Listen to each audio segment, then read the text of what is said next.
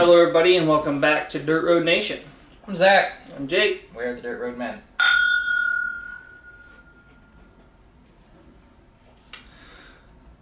Bologna is just a hot dog pancake. Okay, I forgot about it.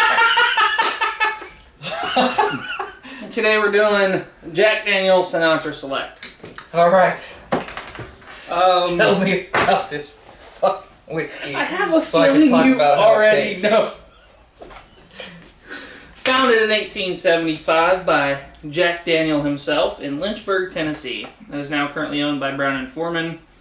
Man by the name of Nathan Nearest Green taught Jack how to distill and I think probably invented the whole Lincoln County process, which is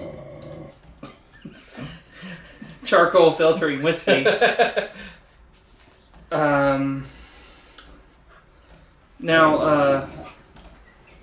You just don't like the sound of your voice, bro. Well, he can fuck off. They're getting some flack lately because they came out with a whiskey called Uncle Nearest. It's a Jack Daniels with a different name. And some people are getting upset that they're profiting off of a former slave's name. Okay. Let's try to middle of the road this one. For the 5,000th time. This is like take number 3 because I got a puppy. And he won't shut the fuck up. We gotta train one thing at a time, my guy. Anyway, so if you do include this guy, right, you get people saying that you're profiting off the name of a slave, you're essentially using his name to further your corporation. And I can kind of understand why people would complain about that, but your other option is to not do that, and then you are ignoring this man's role in the process. So if true, it seems worth stating, and I don't know, you're screwed either way, so you may as well do what you want, because you're going to piss that same crowd off one way or the other. That's well put. Thanks. I think that was relatively well even-handed. More like the first time, less like the last time. We made it this far into the video twice, so let's see how far we get. Okay, So this motherfucker loses his shit again. You might be wondering what's different about the Sinatra Select, what makes it a Sinatra bottle. Back in the early to mid 50s, Sinatra and Marilyn Monroe actually toured the Jack Daniel's plant because it was his favorite drink. And they ended up getting it on in one of the mash vats. And since they use a sour mash to start it, it's still got kind of some Frank in there. That sounds like bullshit. 100%. That was off the cuff like 20 minutes ago, but oh no. I had forgotten you were going to do that too, so I was just kind of sitting here like, oh my god, this motherfucker's still going for it. It's in my head, I gotta get it out. No, what they really do is after they char their barrels, I think it's after, then they go through and they cut grooves into the charred part down to the uncharred parts. And then they toast that so that you're getting two different levels of aging, and it lets the whiskey soak into the wood more. Helps it breathe better. Okay. And go ahead. Yeah, you were done. I pretty much was. That kind of reminds me of the Sam Adams glasses that they do. They have that like etching or whatever that's supposed to help them. I don't know how it helps them, but I actually could see how it would change the flavor of a whiskey. So that's kind of interesting. Yeah. The only other thing I really have is the comical way that Jack Daniels died. He stubbed his toe on a safe. And then he broke the toe, it got gangrenous, and then he an infection, and he died. Killed him. He stubbed his toe and died. He died on October 9th, 1911. Well, at least he lived long enough to see the greatest invention in the history of the world. Yes. Cheers to that. What the fuck? Sorry, my fat ass finger got in the way. Done with that for now. Let's get into the actual whiskey. Yeah, before we drink it all. This is actually really good. Mm. I'm not sure that I would say it's as good as its price tag, however. Given what you got it for, I would drink it all day. Every day, it would be the only thing I drank.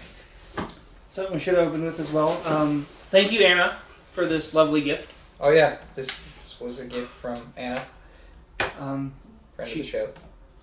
We'll call it that. I don't know if she even actually watched the show, but she gets along with us, so thanks. She got it straight from the distillery. Yeah. Which was significantly cheaper than getting it anywhere around here. the only difference, or the biggest difference I can pick out, is going to be it is a lot more vanilla forward than regular Jack. Yes. So here's what I was going to say about this. To describe how this tastes, rather than getting into individual notes, I'm going to approach this as though you were looking at two different versions of cheaper Jack.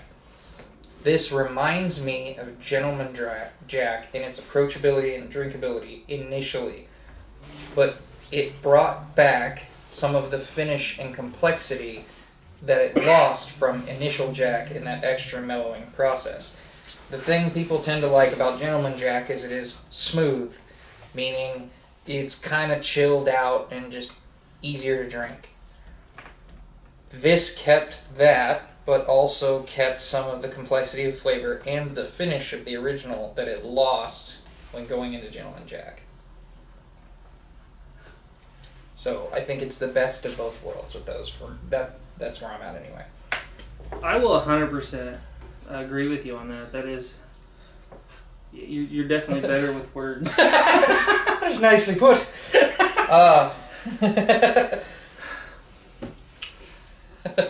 I would like to get a full-size bottle of this. I don't know that I would pay the price for it, though. Given its price point, I don't think I would go out and buy this. I think I would buy enough of it, especially considering I'm about to purchase some. I think I would buy enough of it to try to compare and blend Gentleman Jack and regular Jack to create something close. And if I could get 85-90% of the way to this, I would be happy. And I bet I could do that by blending regular Jack and Gentleman Jack. But on its face, irrespective of price, I would put this at about an 8. I was going to say 9. I was fighting between 8 and 9. I went back towards 8. I think it was partially a feeling of disappointment in comparison to the price point. I have had better whiskey that is significantly cheaper per $7.50 than that is. Yeah, that's... I mean, consider this. You could buy 5 bottles of Gentleman Jack for what you would pay for that. Gentleman Jack runs about $30, maybe 40, in which case 4 bottles, because this runs about $175 to $200 where we're at. Yeah. Let's say it's just 4 bottles. 4 bottles of Gentleman Jack or 1 bottle of that, full size. This is a half bottle. I think I'd probably do the other thing. Yeah. Let alone if you're going with regular Jack. But that's what made me kind of step back from 9 to 8. This is still very good, and I still would recommend, if you have the money, trying it. So, if you have amazing friends, try it as well. Yeah, definitely. I'm going to stick with my 9. Alright, so this ends up at an 8.5 from us. Pretty pleased with the Sinatra Select. Really, I think the only Jack Daniels I've actively shit on is like basic Jack Daniels. And it's mostly because it's not bad, but it's not as good as some of the other offerings at its level. But I don't hate it, so. Every other Jack we reviewed is good. I would 100% pick the barrel proof over this though. That barrel proof is one of the best whiskeys I've ever had.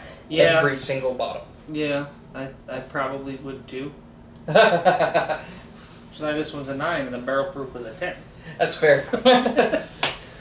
Alright, till we see you again, I'm Zach. I'm Jake. We are the Dirt Road Men. Now you can bark, you fluffy piece of shit!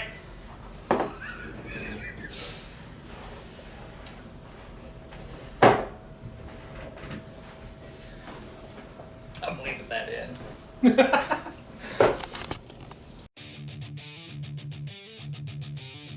Hey everybody, if you like this video, hit a like or dislike, comment, subscribe, and hit the notification bell. And if you really like what we're doing, check us out over on Facebook where we post every day.